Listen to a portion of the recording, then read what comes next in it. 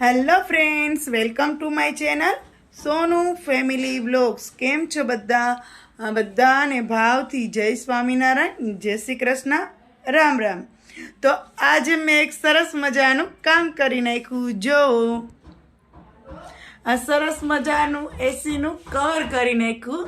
Cover તો કરાવ્યું હતું પણ થોડુંક લૂઝ થતું હતું, એટલે મેં એની અંદર આખું કવરમાં રબર ફિટ કરી અને આમાં ફિટ કરી દીધું, એટલે પછી રદ જાય જ નહીં.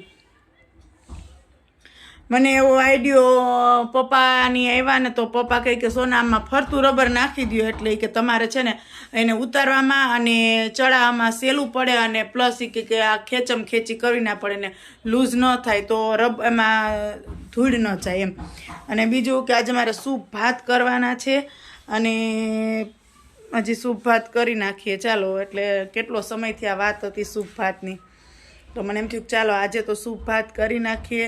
એટલે સરસ મજાના ઘરના ટમેટા છે, તો ખાટું મીઠું સૂપ થઈ જાય ટમેટાનું, અને એની સાથે મસ્ત મસ્ત ભાત. તો વાત કરું છું તો મોઢામાં પાણી આવી ગયા, કારણ કે મને સૂપ બહુ ભાવે. એમાંય દેશી ટમેટાનું સૂપ કર્યું હોય એટલે વાત જ જવા દો. ચાલો, તો આ સરસ મજાના દેશી ટમેટાનું શું કરવાનું છે, તો કે આનું આજે સૂપ ભાત કરવાના છે. તો ચાલો ફટાફટથી આને હવે બાફી નાખીએ.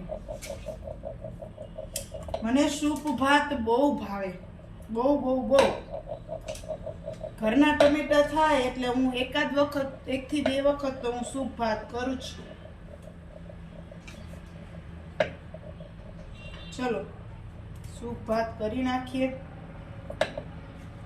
ખતમ. તો આખું કુકર ભરી અને હમણાં હું ટમેટા બાફી નાખીશ.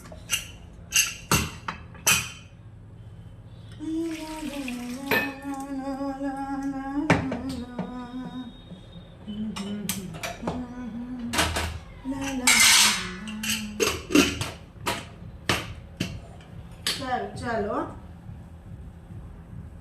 હે પ્રભુ.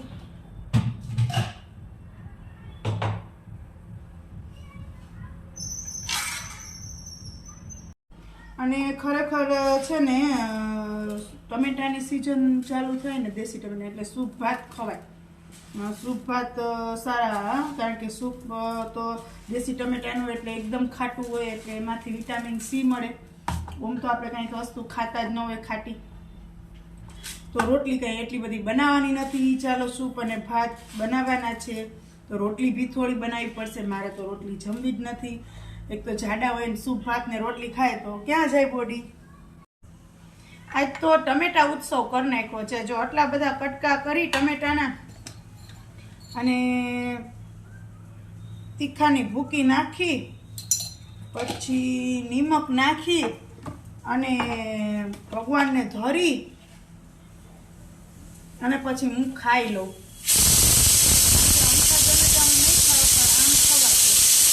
એટલા મસ્ત મસ્ત ટમેટા હતા ને, તો ખાવાનું મન થઈ ગયું. એકદમ આવડાવડા ને મસ્ત લાલ લાલ.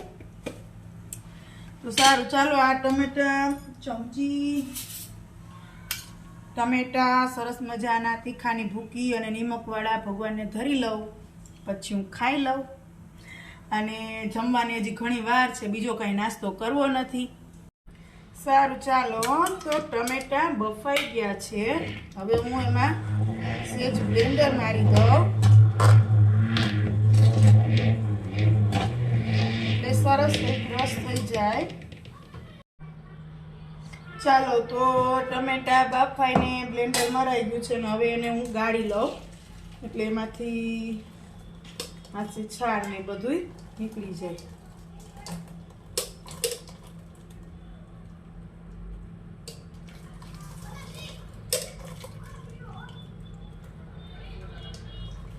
મસ્ત મસ્ત થઈ ગયું છે.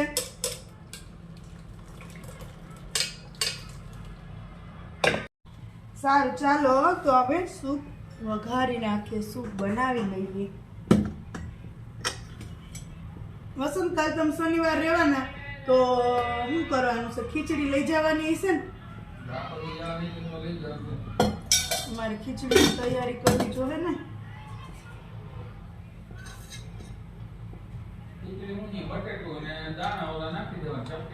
સારું ચાલો તો સૂપ વઘારી નાખીએ.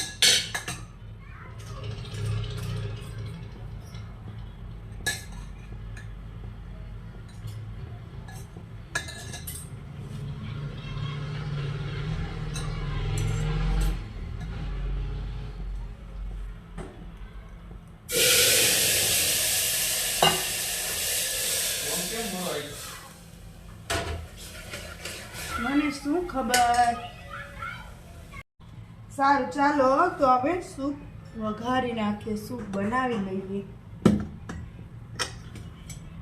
વસંત કાલ તમે શનિવાર રહેવાના તો શું કરવાનું છે? ખીચડી લઈ જવાની હશે ને? મારી ખીચડીની તૈયારી કરવી જોઈએ ને.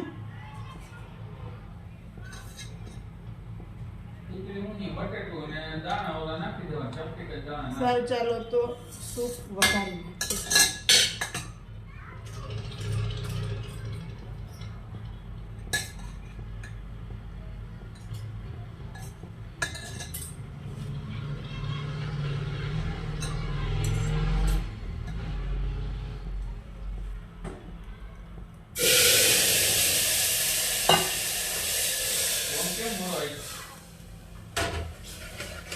મને શું ખબર.